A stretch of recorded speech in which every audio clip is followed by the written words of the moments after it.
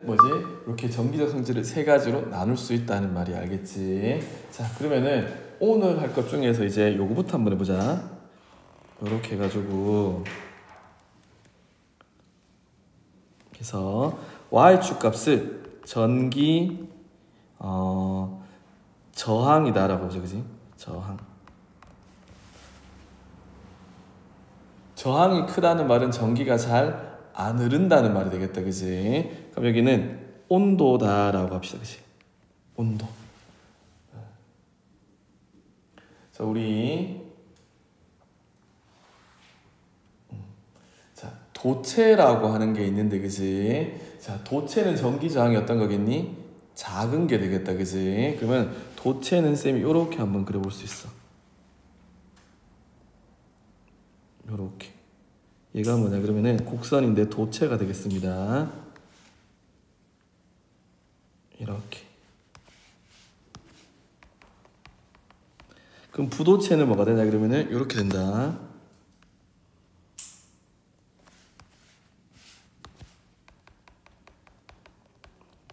그럼 반도체는 어떻게 되냐 그러면은 반도체는 이렇게 된대.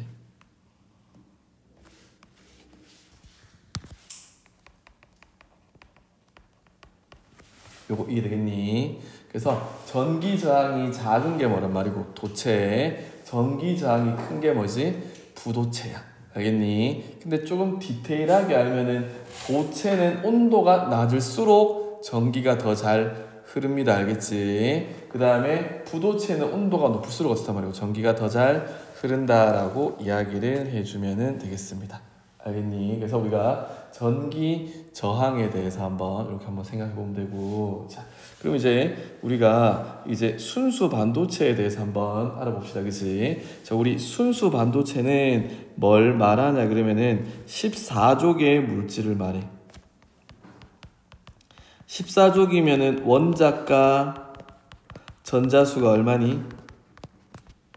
4이내를 말한다, 그치? 그러면 얘는 뭐가 있겠니? 14족인 대표적인 게 우리 규소나 뭐가 있냐 하면은 저마뇽이다라고 하는 게 가장 대표적인 순수한 반도체다라고 이야기를 해주면 돼. 알겠니? 그러면은 원자과 전자가 4개란 말은 공유결합을 몇 번 해야 된다는 말이니? 4번의 공유결합을 해야 된다는 말이 되겠다, 그치? 그러면은 여기다가 선생님이 규소를 한번 그려볼게. 얘가 SI 규소야. 규소. 자, 규소는 체외곽 전자가 몇 개란 말이니? 체외곽 전자가 4개가 되겠다, 그지? 그러면은 8개가 되기 위해서 4번의 공유 결합을 해야 된다는 뜻이 되겠습니다, 그지?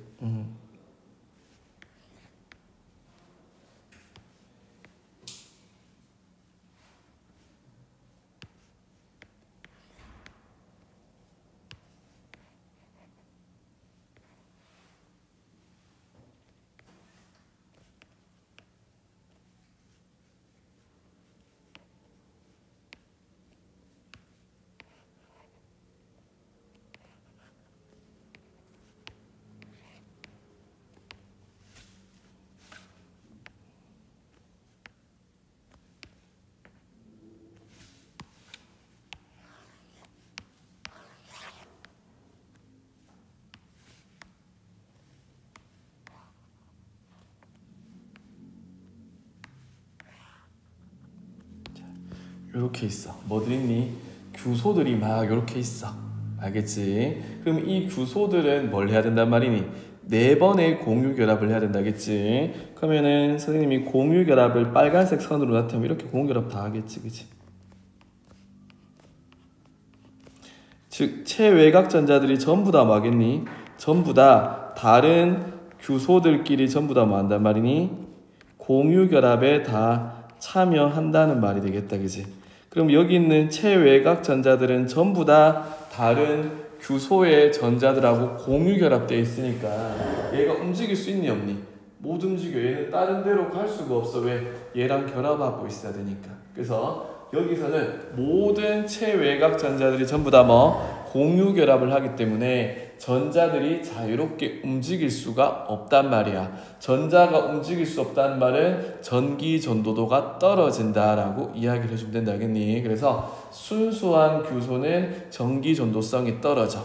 그런데 여기에 불순물을 첨가하게 되는데, 불순물을 첨가하는 거, 우리 첨가를 뭐라 부르냐 그러면은 도핑이다 라고 합니다. 알겠지? 도핑. 그러면 뭐가 불순물이냐 그러면은 14족이 아닌 13족이나 15족 물질을 우리는 뭐라 부르냐 그러면은 불순물이다 라고 이야기를 해주면 되겠다, 알겠지? 그러면 13족의 대표적인 물질로는 뭐가 있니? 알루미늄 같은 게 있고, 15족의 대표적인 물질로는 인이다 라고 하는 원소가 있다 라고 이야기를 해주면 되겠습니다, 알겠니? 그러면 예를 들어 가지고 여기다가 뭐를 도핑하냐 그러면은 여기에다가 규소 대신에 13족의 알루미늄을 도핑한다 라고 한번 생각을 해봅시다, 그지? 알루미늄을 여기다가 도핑을 해볼 거야. A에 도핑되어 있는 거 이르니. 근데 알루미늄은 체외곽 전자가 몇 개니? 체외곽 전자가 3개가 되겠다, 그치? 원래 여기 있던 규소는 체외곽 전자가 4개였는데 얘는 체외곽 전자를 몇 개만 가진단 말이니? 3개만 가진다는 말이야. 그러면은 여기서 전자 한 개를 어떻게 되겠니? 얘 갖고 있는 전자 중에 하나를 지워줘야 되겠다, 그치? 그럼 여기 뭐가 생기니? 빈자리가 생겨. 알겠니? 자, 그럼 원래 여기 뭐가 있어야 되는 자리니? 전자가 있어야 되는 자리인데 전자가 없어. 맞니? 그러면 저기는 전자가 없으니까 상대적으로 플러스가 되겠다, 그지? 그래서 여기 있는 요 빈 자리를 우리는 뭐라 부르냐 그러면은 양공이다 라고 이야기를 할 수 있어. 양공. 플러스 구멍이라는 뜻이 알겠지? 그러면 여기 빈 자리에 전자가 비어있는 자리가 있으니까 이제 여기서부터 어떻게 되겠니? 여기 있던 전자가 어디로 간단 말이고 여기로 간단 말이야, 알겠니? 그럼 여기 뭐가 생기노? 양공이 생기겠지, 그치? 그리고 또 여기 있는 전자가 이렇게 온단 말이야. 그럼 또 여기 뭐 생기니? 양공이 생긴다. 그럼 또 계속 이렇게 돌아가면서 양공이 계속 움직이는 거야. 뭐하고 똑같냐 그러면은 오늘 우리 반에 한 명이 감기 몸살로 못 왔어. 빈자리가 생긴다, 그지? 그러면 선생님이 오늘 자기 자리에 앉아서 수업하라 했지만 어떻게 했노? 담임쌤 없으니까 애들이 친구랑 놀라고 여기 오고, 그럼 또 빈자리 생기면 이동하고, 그지? 그러면은 우리가 봤을 때는 뭐가 생기노? 빈자리가 계속 이동하는 것처럼 보인다는 말이, 알겠니?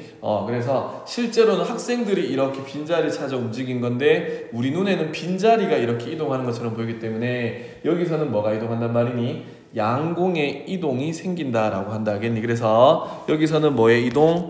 양공의 이동이 생기게 되고, 이 양공의 이동이 결국 전자의 이동, 전기가 잘 흘러주게 해준다라고 이야기를 해주면 되겠습니다. 이해되겠니? 자, 이렇게 양공에 의해서 전기 전도도가 좋아져. 이걸 우리는 뭐라 부르냐 그러면은 얘를 P형 반도체다라고 할 거야. 알겠니? 그래서 얘를 우리는 뭐라 부르잔 말이니? P형 반도체다라고 부를 거야. 자, P형 할 때 P라는 뜻은 우리가 요런 뜻이야. P형 반도체는 어떤 뜻이냐 그러면은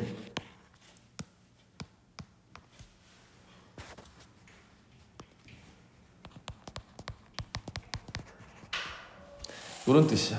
요게 뭐지? 플러스라는 뜻이, 알겠니? 그래서 P형 반도체라고 해주면 돼. 이되겠니? 뭐를 집어넣는 거? 13족의 알루미늄 같은 거를 도핑했는 걸 우리는 뭐지? P형 반도체다라고 해주면 된다, 알겠지? 자, 그럼 반대로 이번에는 몇 족? 15족의 불순물을 집어넣어준다. 그러면 여기에다가 여기 지우고 있잖아, 그치? 알루미늄 대신에 15족에 해당하는 뭘 집어넣어주면 되겠니? 인과 같은 물질을 한번 넣어봅시다, 그치? 여기다가 뭘 집어넣냐 그러면은 P라고 하는 인을 집어넣어보자. 인은 체외곽 전자가 몇 개니? 5개야, 5개.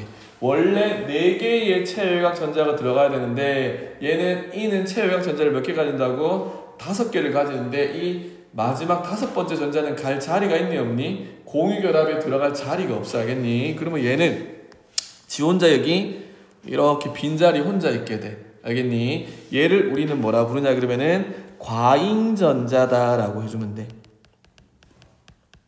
그러면 이 과잉전자는 갈 곳이 없잖아. 갈 곳이 없다는 말은 지 마음대로 움직일 수 있다는 말이 알겠니? 여기 있는 과잉전자는 정해져 있는 에너지 준위에 위치하지 않아도 되고 자유롭게 움직일 수 있으니까 얘 때문에 어떻게 또 전기가 잘 흐르게 됩니다. 알겠니? 그래서 여기서는 뭐 때문에 과잉전자에 의해 가지고 전기가 잘 흐르게 된다. 그래서 얘는 우리가 뭐라 부르냐 그러면은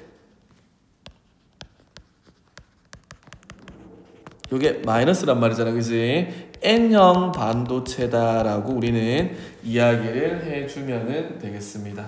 이해되겠니? 그래서 우리가 P형 반도체랑 N형 반도체가 있는데 P형 반도체는 순수한 14족의 순수 반도체에다가 13족의 불순물을 집어넣어서 전자가 하나 빠지는 플러스 구멍인 양공이 생기게 하는 거를 P형 반도체. 반대로 14족보다 전자를 한 개 더 많이 가지고 있는 15족의 물질을 도핑해가지고 과잉전자가 전기를 잘 흐르게 하는 걸 우리는 N형 반도체. 그래서 P형 반도체와 N형 반도체를 우리는 뭐라고? 불순물 반도체다라고 하면 되고 순수 반도체와 달리 이렇게 불순물을 첨가한 P형, N형 반도체는 전기 전도성이 좋아진다라고 이야기를 해주면 되겠습니다. 이해되겠니? 그러면은 우리는 이제 알아야 되는 거는 이런 P형 반도체와 N형 반도체를 어디에 쓰는지 요거를 한번 정리해보자.